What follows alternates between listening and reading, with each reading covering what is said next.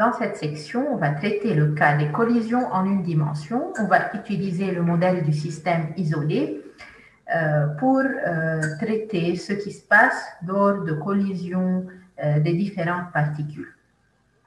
Le terme collision décrit un événement durant lequel deux ou plusieurs particules se rapprochent mutuellement et interagissent sous l'action de certaines forces. La collision peut impliquer un contact physique entre ces deux particules, comme on peut généraliser dans les cas où on n'a pas un contact physique.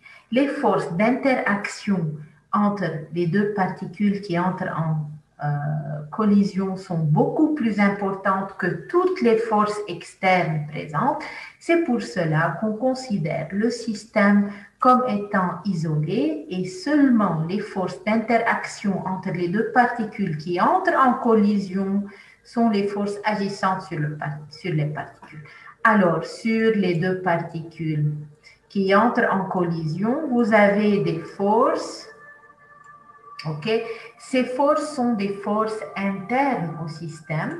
Elles sont beaucoup plus grandes que toute force externe exercée sur le système.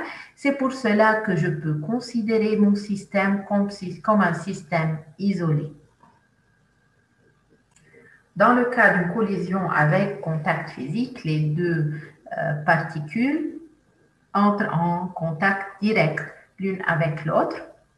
Les forces impulsives peuvent varier d'une manière très complexe en fonction du temps. Ces forces d'interaction entre les deux particules sont des forces internes au système, comme on a dit.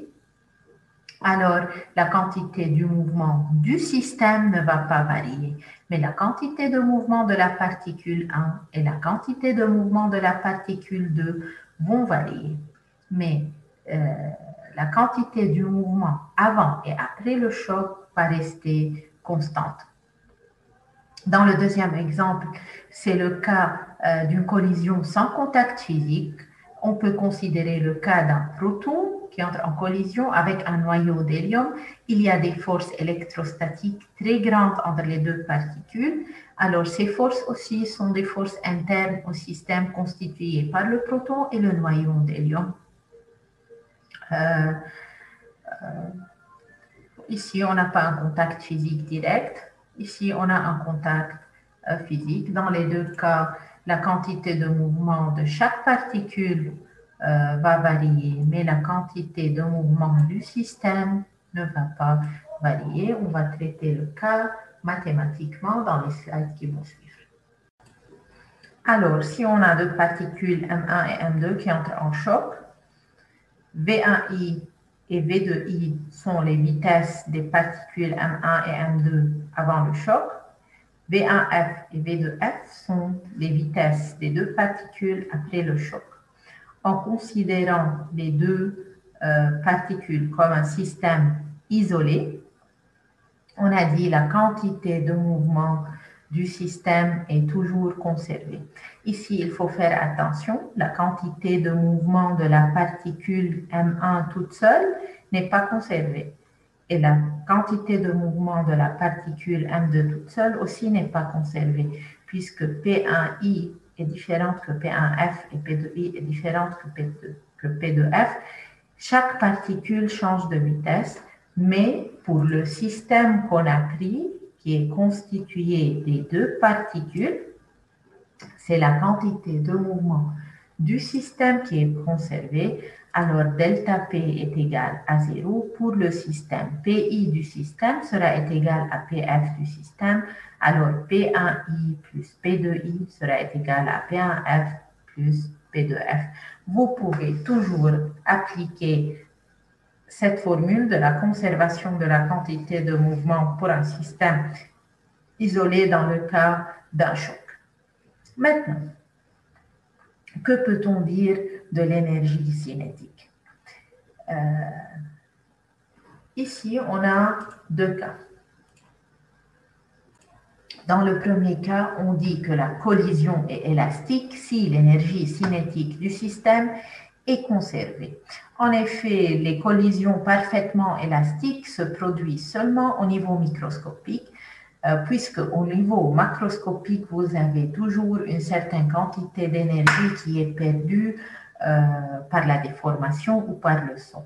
Mais on peut considérer aussi des collisions macroscopiques comme étant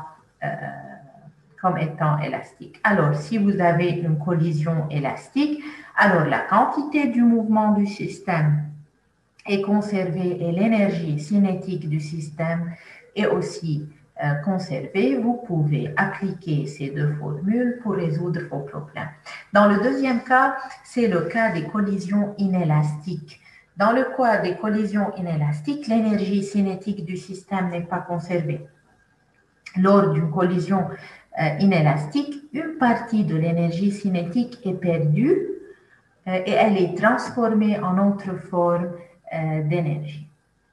Les collisions élastiques et les collisions parfaitement inélastiques sont des cas limites des collisions. La plupart des collisions réelles se situent entre ces deux cas. Alors, dans le cas d'une collision inélastique, vous pouvez seulement utiliser la loi de conservation de la quantité de mouvement. Et d'après la variation de l'énergie cinétique, vous pouvez déterminer l'énergie transformée en autre forme d'énergie. On va traiter ensemble maintenant ces deux cas limites, le cas d'un choc parfaitement inélastique et le cas des chocs élastiques ou bien des collisions élastiques. Une collision est parfaitement inélastique si les deux corps se collent ensemble après le choc et partagent la même vitesse après la collision. Alors, si vous avez une masse M1 qui a une vitesse V1I et une masse M2 qui a une vitesse V2I avant le choc, après le choc, les deux particules se collent ensemble et vont se déplacer avec la même vitesse VF. C'est le cas d'une collision parfaitement inélastique. Dans ce cas, pour déterminer la vitesse finale, il faut appliquer la formule delta P égale à 0, puisque le système M1, M2 est composé des deux particules M1 et M2 est un système isolé, alors delta P sera égal à 0, PI égale à PF. PI, c'est M1 V1I plus M2 V2I. Elle est égale, après le choc, les deux se collent, est égale à M1 plus M2 VF et vous pouvez facilement déterminer la vitesse finale après le choc durant une collision parfaitement inélastique.